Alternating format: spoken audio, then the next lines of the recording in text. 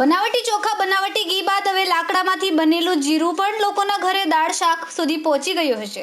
મહારાષ્ટ્રના પાલઘર જિલ્લામાં ડુપ્લિકેટ જીરું બનાવવાનું કારખાનું પકડાયું છે, જેનું ગુજરાતના ઊંઝા સુધીનું કનેક્શન સામે આવ્યું છે.